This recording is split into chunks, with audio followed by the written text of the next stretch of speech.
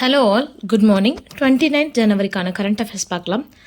பிரதம மந்திரியின் விஸ்வகர்மா திட்டம் தமிழகத்தில் இதுவரைக்கும் 3 லட்சம் பேர் விண்ணப்பம் கொடுத்துருக்காங்க. இந்த பிஎம் விஸ்வகர்மா திட்டம் அப்படின்னா என்ன நம்ம எல்லாருக்குமே தெரியும். பாரம்பரிய கைவினை கலைஞர்களின் உற்பத்தி திறனை மேம்படுத்துவதும் அவர்களோட தயாரிப்பு உள்நாடு மற்றும் உலகளாவிய சந்தைகளுக்கு கொண்டு செல்வது தான் இதோட நோக்கமாக இருக்குது. அது மட்டும் இல்லாமல் இந்த கலை இந்த தலைமுறையோடு அழிஞ்சு போயிடக்கூடாது. ஸோ நெக்ஸ்ட் தலைமுறைக்கு அதோட பாரம்பரியம் சற்றும் குறையாமல் எடுத்து செல்வதும் இதோட நோக்கம்தான். இதில் 18 வகையான தொழில்களை இன்க்ளூட் பண்ணியிருக்காங்க. கல்தச்சர்கள், காலணி தயாரிப்பவர் மற்றும் தைப்பவர், தச்சர், பொற்கொள்ளர், குயவர், சிற்பிகள், கொத்தனார், கயிறு செய்பவர், முடி திருத்தும் தொழிலாளர்கள், பூமாலை கட்டுபவர்கள், சலவை தொழிலாளர்கள், டெய்லர் உட்பட 18 வகையான தொழில்கள் ஈடுபடுவோர் இதில் பயன்படுறாங்க. இதில் இணைஞ்சிருச்சாங்கன்னா அவங்களுக்கு முதல்ல பிரதமர் விஸ்வகர்மா அப்படிங்கிற ஒரு சான்றிதழ் கொடுக்குறாங்க. அது போக ஒரு ஐடி கார்டும் கொடுக்குறாங்க. இதில் முதல் தவணையாக இவங்களோட தொழிலை மேம்படுத்துறதுக்கு 1 லட்சம் வரைக்கும் வட்டியில்லா கடன் கொடுக்குறாங்க. தென் 2வது தவணையாக 2 லட்சம் வரை 5% வட்டியுடன் கொடுக்குறாங்க. ஸோ இதோட நோக்கம் என்னன்னு தெரிஞ்சுக்கோங்க. முக்கியமாக பாரம்பரிய கைவினை கலைஞர்களின் உற்பத்தி திறனை மேம்படுத்துவது, தென் நெக்ஸ்ட் தலைமுறைக்கு இதை அப்படியே எடுத்துகிட்டு போகிறது, இவர்களோட தயாரிப்பை உலக அளவில் சந்தைப்படுத்துறது. வானிலை ஆய்வுக்காக ஜிஎஸ்எல்வி F-14 ராக்கெட் மூலம் இன்சாட் 3DS பிப்ரவரியில் விண்ணில் பாய்கிறது. இதோட எடை எவ்வளோ இருக்குன்னு சொல்கிறாங்கன்னா 2275 கிலோகிராம் இருக்கும் அப்படின்னு சொல்கிறாங்க. வானிலை ஆய்வுக்காக அதிநவீன இன்சாட் 3DS எனும் செயற்கைக்கோள் இஸ்ரோ வடிவமைச்சிருக்காங்க. இது ஸ்ரீஹரிகோட்டாவில் உள்ள சதீஷ் தவன் ஏவுகலத்திலிருந்து ஏவ போகிறாங்க.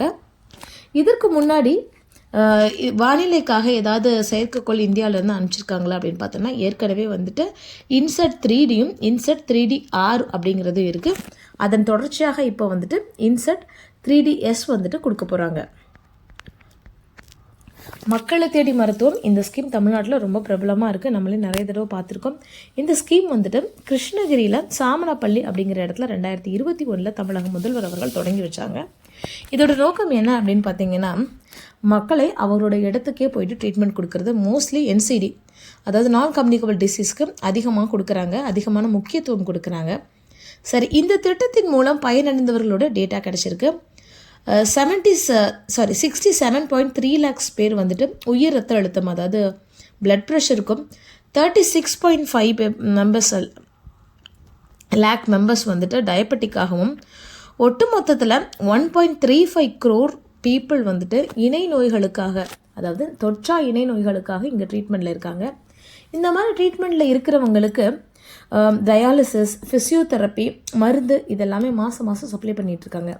1 வருடம் இந்த மாதிரி தொடர்ச்சியாக இந்த கேம்பில் இருக்கிறவங்களுக்கு, அதாவது இந்த NCD நோய்க்காக ட்ரீட்மெண்ட் எடுத்துக்கிறவங்களுக்கு அதிகபட்சமான ஏற்படுற பாதிப்புகள் என்னென்னு பார்த்தீங்கன்னா, கண்ணில், சிறுநீரகத்தில், தென் கால்களில் புண்ணு. ஸோ இதற்கான சோதனைகள் இப்போ நடத்தியிருக்காங்க. இதோட சோதனை முடிவில் யாருக்கெல்லாம் ஃபர்தர் ட்ரீட்மெண்ட் வேணுமோ அவங்க எல்லாருக்கும் ஃபர்தர் ட்ரீட்மெண்ட் கைட் பண்ணியிருக்காங்க.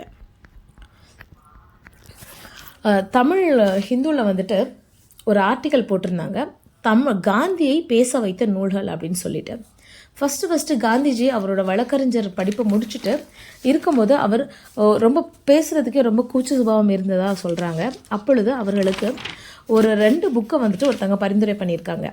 அதாவது என்னென்னா, ஒருத்தங்களை பார்த்தோன்னா அவங்களோட மனதை படிக்கிற மாதிரி ஒரு புக்கு. ஸோ அதோட கலை என்ன சொல்கிறாங்கன்னா ஃபிசியோனமி அப்படிங்கிற சொல்கிறாங்க. இதற்காக 2 புக்கை ப்ரிஸ்கிரைப் பண்ணியிருக்காங்க.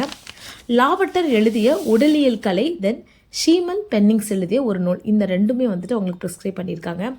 தென் அது போக அவரோட அரசியல் வாழ்க்கைக்கு ஒரு 3 புத்தகங்கள் இன்றியமையாது அப்படின்னு சொல்லியிருக்காங்க. இது எல்லாமே நம்மளோட சமச்சீர் புக்லேயும் இருக்குது. டால்ஸ்டாய் எழுதிய the kingdom of God is with you 1984. Then John Ruskin எழுதிய and the last unto this last, இது 1890.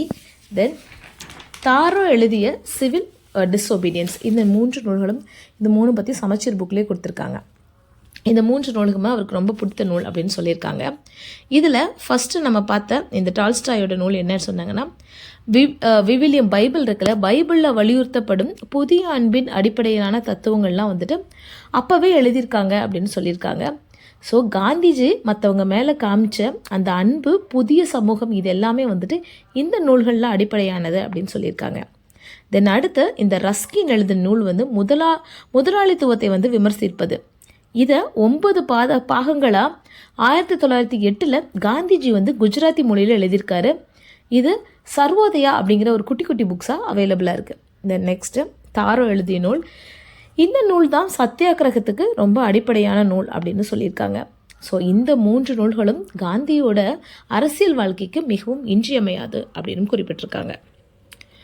ஜவ்வாது மலையில் கரை கண்டீஸ்வரருக்கு தானம் விட்ட கல்வெட்டு கண்டுபிடிச்சிருக்காங்க. அங்கே உள்ள அறிவியல் ஆராய்ச்சியாளர்கள், தொல்பொருள் ஆராய்ச்சியாளர்கள்லாம் வந்துட்டு அங்கே ஆராய்ச்சி நடத்தும் போது திருப்பத்தூர் மாவட்டம் ஜவ்வாது மலையில் கல்லாவூர் அப்படின்னு ஒரு ஊர் இருந்திருக்கு. அங்கே 5 அடி உயரம் 3 அடி அகலத்தில் ஒரு கல்வெட்டு எடுத்திருக்காங்க. இந்த கல்வெட்டு நடுவில் 2 துண்டாக வந்து பிரிக்கப்பட்டிருக்கு. இந்த கல்வெட்டில் 2 புறமும் 47 வரிக்கு வந்துட்டு இதில் வந்து பொறிக்கப்பட்டுள்ளது. இதில் ஃபஸ்ட்டு ஸ்டார்டிங்லேயே வந்துட்டு தெய்வத்திற்கான சிம்பிள்ஸ்லாம் போட்டு ஸ்டார்ட் பண்ணியிருக்காங்க அப்படின்னு சொல்லியிருக்காங்க. அங்கே உள்ள அந்த சாமிக்கு பேர், அதாவது அங்கே உள்ள அந்த தெய்வத்தோட பேர் வந்துட்டு கரை ஈஸ்வரர் அப்படின்னு சொல்கிறாங்க. ஸோ ஈஸ்வரனா சிவபெருமான் நம்ம எல்லாருக்குமே தெரியும்ல. ஸோ அதை வச்சு இதை நோட் பண்ணியிருக்காங்க. அது மட்டும் இல்லாமல் 3 கண்ணுடைய ஈஸ்வர் அப்படிங்கிற மாதிரி கொடுத்ததுனால இது சிவபெருமானை குறிக்கும் அப்படின்னும் சொல்லியிருக்காங்க. இதில் தானத்துக்காக வழங்கப்பட்ட நிலங்கள், தென் அந்த நிலங்களில் இருந்துட்டு விளைச்சல்லாம் வரும் இல்லையா, இது எல்லாமே எப்படி இந்த கரை கண்டீஸ்வரருக்கு பொருத்தமானது கொடுக்கப்பட்டுள்ளது அப்படிங்கிற மாதிரி இந்த கல்வெட்டில் கொடுத்துருக்காங்க. இன் ஃபர்ஸ்ட் லாஃபிங் கல் ஸ்பாட்டட் இன் இந்தியா. நார்த் அமெரிக்காவில் உள்ள ஒரு பறவை வந்துட்டு வலசை போகுதுன்னு சொல்கிறோம், மைக்ரேஷன் ஆகும் இல்லையா. அப்படி கேரளாவில் உள்ள சிட்டுக்காரி அப்படிங்கிற ஒரு முக துவாரத்துக்கு வந்துட்டு வந்திருக்கு. இங்கே அங்கே உள்ள பேட் வாட்சர் வந்துட்டு வாட்ச் பண்ணியிருக்காங்க. இதோட அமைப்பு எப்படி இருக்குன்னு பார்த்தீங்கன்னா, நீளமான மூக்கு மற்றும் மேலே வந்துட்டு கருப்பு புறமும் அடியில் வந்து பறவையோட அடிப்புறம் வந்து வெள்ளையாகவும் இருக்குது அப்படின்னு சொல்கிறாங்க. கால்கள் வந்துட்டு கருப்பு நிறத்தில் இருக்குது அப்படின்னு சொல்லியிருக்காங்க. Only 1% of the women screened for cervical cancer in India. தொடர்ந்து நம்ம சர்விக்கல் கேன்சரை பற்றியான நியூஸ் வந்து தொடர்ந்து பார்த்துக்கிட்டே இருக்கோம். அதுக்கு காரணம் என்னென்னா, ஜனவரி மந்த் வந்துட்டு சர்விக்கல் கேன்சர் அவேர்னஸ் மந்தாக வந்து கடைபிடிக்கப்படுது.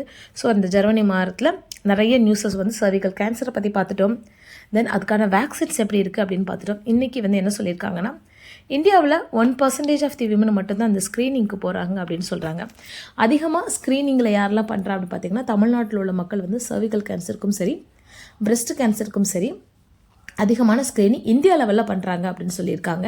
தென் மிகவும் குறைவாக யார் பண்ணியிருக்கா அப்படின்னு பார்த்தீங்கன்னா வெஸ்ட் பெங்கால். அதற்கடுத்து அஸ்ஸாம், குஜராத், நாகாலாந்து இங்கெல்லாம் வந்துட்டு மிக குறைவான அளவில் தான் இந்த சர்விக்கல் கேன்சர் ஸ்க்ரீனிங் வந்து பண்ணுறாங்க. சர்விக்கல் கேன்சர்னா கர்ப்பப்பை வாய் புற்றுநோய். அது போக இது எந்த ஏஜில் உள்ளவங்க அதிகமாக பண்ணுறாங்க அப்படிங்கிற மாதிரி ஒரு டேப்லெட் கலமும் கொடுத்துருக்காங்க. இது தினமணியில் வந்திருக்கு, ஹிந்துவில் வந்திருக்கு, இங்கிலீஷ் ஹிந்துவில் வந்திருக்கு. இதில் வந்துட்டு 40லேருந்து 45 வயதுக்குட்பர் அந்த வயதில் உள்ளவங்க தான் வந்துட்டு அதிகமாக ஸ்க்ரீனிங் பண்ணியிருக்காங்க அப்படின்னு சொல்லியிருக்காங்க. சின்னர் இத்தாலி நாட்டை சேர்ந்த 22 வயதான வீரர் வந்துட்டு ஜன்னிக் சின்னர். இவர் ஆஸ்திரேலிய ஓப்பன் டென்னிஸில் இப்போது முறையாக கிராண்ட்ஸ்லாம் பட்டம் வின் பண்ணியிருக்காங்க. தென் பாரத் பிராண்ட், இது எல்லாருக்குமே தெரியும். கடுமையான விலையேற்றம் கடந்த ஒரு வருடமாக இந்தியாவில் வந்துட்டு அத்தியாவசிய உணவு தானியங்களோட அந்த எண்ணிக்கை, அந்த விலை வந்துட்டு அதிகமாக காணப்படுது. இதுக்கு பொருளாதார வல்லுநர்கள் நிறைய காரணம் சொன்னாலும் மக்களுக்கு அதோட தேவைகள் வந்து பூர்த்தி ஆகணும் அப்படிங்கிறதுக்காக விலைவாசியை குறைத்து மத்திய அரசே வந்துட்டு பாரத் அப்படிங்கிற பிராண்டில் அரிசி, பருப்பு, கோதுமைகள்லாம் கொடுத்துட்ருக்காங்க. இதை பற்றி ஒரு ஆர்டிக்கல் வந்து இன்றைக்கி தமிழ் ஹிந்துவில் இருக்குது. அதுக்கப்புறம் இந்த பாரத் பிராண்டோட பருப்பு வந்து சேல் வந்துட்டு தமிழ்நாட்டில் ஸ்டார்ட் பண்ணியிருக்காங்க. வருமானம் இல்லாவிட்டாலும் மனைவிக்கு ஜீவனாம்சம் தர வேண்டியது கணவரின் கடமை அப்படின்னு அலகாபாத் உயர்நீதிமன்றம் கருத்து தெரிவிச்சிருக்காங்க. இதில் என்ன சொல்லியிருக்காங்கன்னா, ஒரு கேஸ் வந்து ஃபைல் ஆகிருக்கு. அதில் என்னோட மனைவி வந்து காலேஜ் டிகிரி முடிச்சிருக்காங்க, 10,000 ரூபாய் சம்பாதிக்கிறாங்க. ஆனால் நான் வந்துட்டு கூலி வேலை தான் செய்கிறேன். ஸோ நான் வந்து ரொம்ப உடல்நிலை சரியில்லை, அதனால் என்னால் ஜீவனாம்சம் தர முடியாது அப்படின்னு சொல்லியிருக்காங்க. ஆனால் கோர்ட் வந்து தீர்ப்பு என்ன கொடுத்துருக்காங்கன்னா, மனைவி சம்பாதிக்கிறார் என்ற ஆதாரத்தை வந்து அதெல்லாம் எடுத்துக்க முடியாது. ஸோ வருமானம் இல்லாவிட்டாலும் மனைவிக்கு ஜீவனாம்சம் வழங்க வேண்டியது அவரின் கடமை அப்படின்னு சொல்லியிருக்காங்க. தென் ரீசெண்டாக எக்ஸ்போசாட் அப்படிங்கிற ஒரு செயற்கைக்கோளை வந்துட்டு நம்மளோட இஸ்ரோ வந்துட்டு விண்ணில் ஏவினாங்க. இதோட முக்கிய நோக்கம் என்ன அப்படின்னு நம்ம எல்லாருக்குமே தெரியும். இதை பற்றி நிறைய பார்த்துட்டோம். அதில் போயம் அப்படின்னு சொல்லிட்டு ஒரு பேலோடு இருந்தது. அதோட சோதனை வந்து வெற்றி அப்படின்னு சொல்லியிருக்காங்க. முக்கியமாக இதை வந்து ஜனவரி 1 பூமியிலிருந்து 650 கிலோமீட்டர் உயரம் கொண்ட ஒரு சுற்றுப்பாதையில் நிலைநிறுத்துகிறாங்க. இதோட முக்கிய நோக்கம் என்னங்க, கருந்துளை, நியூட்ரான் நட்சத்திரங்கள்லேருந்து வெளிவரும் இந்த கதிரியக்கம், விண்மீன் வெடிப்பு இதெல்லாம் வந்துட்டு ஆராய்வதற்காக தான். இதோட லைஃப் டைம் வந்துட்டு 5 years. சரி, இதில் ஒரே ஒன்று இருந்தது, போயம் அப்படின்னு சொல்லிட்டு. இந்த PS4 அப்படிங்கிற ஒரு இயந்திரம் இருந்தது. அதில் தான் அந்த போயம் இருந்தது. அதாவது செயற்கைக்கோளை நிலைநிறுத்ததுக்கு அப்புறம் இந்த PS4 இயந்திரம் வந்துட்டு 350 கிலோமீட்டருக்கு உயரத்துக்கு கீழே கொண்டு வரப்பட்டு திருப்பி ஆய்வு பணி நடத்தும். இந்த ஆய்வு பணிகள் எல்லாமே வந்துட்டு கச்சிதமாக கரெக்டாக நடைபெற்றது அப்படின்னு சொல்லியிருக்காங்க.